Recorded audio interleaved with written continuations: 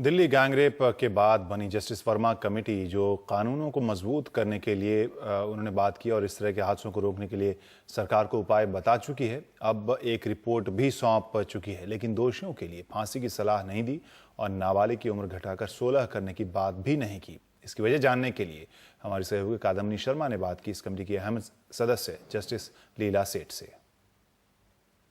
जब इतने वेरिड, इतने अलग अलग तरह के सजेशंस आ रहे हैं और सब बहुत हद तक भावनाएं जो हैं बहुत जुड़ी हुई रही हैं इस पूरे केस से, जो हमने इसका आउटकम देखा और हमने जो इसके प्रति जो प्रतिक्रिया देखी दिल्ली के सड़कों पर, एक सबसे बड़ी मांग जो सड़कों से निकल कर आई थी वो थी डेथ पेनाल्टी की, कि फांसी की सज़ा होनी चाहिए और इमीडिएटली होनी चाहिए। लेकिन कमेटी ने ये रिकमेंड नहीं किया है। क्यों नहीं किया रिकमेंड? ये एक्चुअली डेथ पेनल्टी ऐसी चीज़ है, लोग सोचते हैं कि डेथ पेनल्टी से लोग और ऐसा काम नहीं करेंगे, मगर ये देखा गया है साइंटिफिकली कि ये सही बात नहीं है।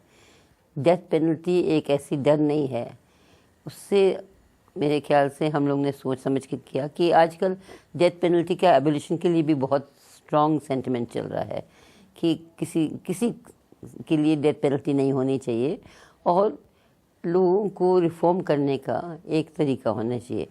तो इसलिए हम लोगों ने सोचा कि ऐसे केस में जहाँ रेप के साथ डेथ हो जाता है या गैंग रेप होता है, उसमें ऐसे एक लाइफ इम्प्रिजनमेंट दें जिसमें life means whole of life. लेकिन एक अगर ह्यूमन माइंड अगर हम देखें तो जब इस तरह की चीज़ किसी के परिवार में होती है तो बहुत कम लोग ऐसे होते हैं जो इस चीज़ को मतलब माफ़ करने को वो कुछ एक जगह दे पाते हैं। एक होता है कि जब तक उस पर्सन को जिसने ऐसा किया हो, ऐसा भयानक काम किया हो, आपसे जिनसे आप बहुत प्यार करते हैं, उस एक शख्स को आपसे छीन लिया हो इस तरह के क्राइम के ज़रिए, तो उसको उसी लेवल तक कहीं ना कहीं चोट पहुंचाने की बात होती है। उसके बिना जो एक नेचुरल ह्यूमन इंस्टिंक्ट अगर हम कहें एक रिवेंज का होता है, और अगर उस हिसाब से सज़ा नहीं मिलती है तो परिवार वालों को कहीं ना कहीं क्लोजर नहीं मिलेगा, इमोशनल क्लोजर जिसको कहते हैं। ऐसी बात नहीं है, उनको इमोशनल देखिए, I for an I principal जो है कि आपकी आँख ले, आपने मेरी आँख ली, मैं आपकी आँख ले लूँ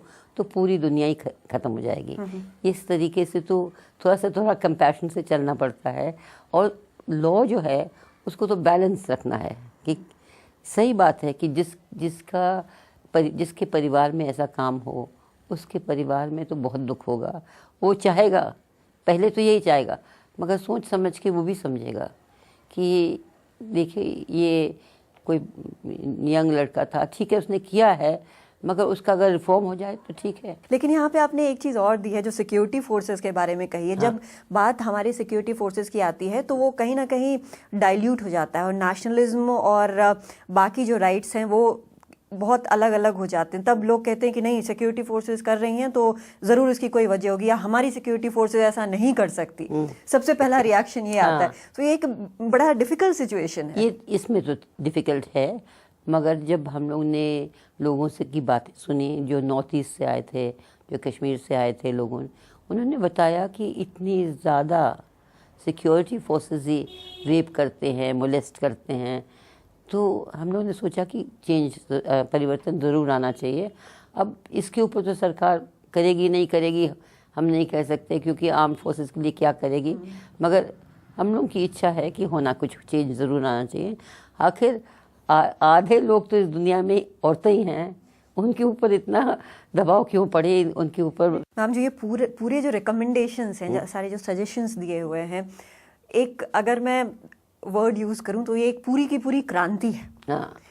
तो मतलब आपने बोला है कि अर्जेंट इसको अगर इम्प्लीमेंट नहीं किया गया तो शायद ये लटक जाएगा। ये कहीं ना कहीं ये शंका सही है, लेकिन जब इस तरह की इतनी सारी चीज़ें एक जगह हो, पुलिस है, जुडिशरी है, सिविल सोसाइटी है, सब कुछ है, ऐसे में कितनी जल्दी बदलाव उम्मीद कर रहे हैं आप? नहीं, हम सोचते हैं कि बदलाव आ सकता है।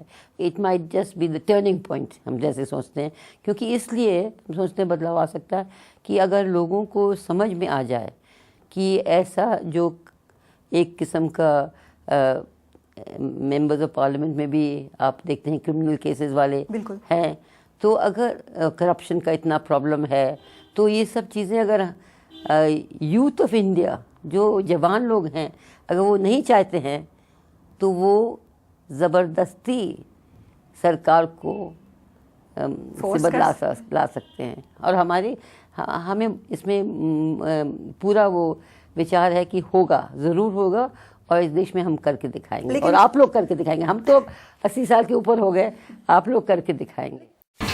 India's #1 news app just got even better. Download NDTV's new app. Fully optimized for retina display. Full screen view. Faster response time. And Sudoku. NDTV's new iPad app. Download now.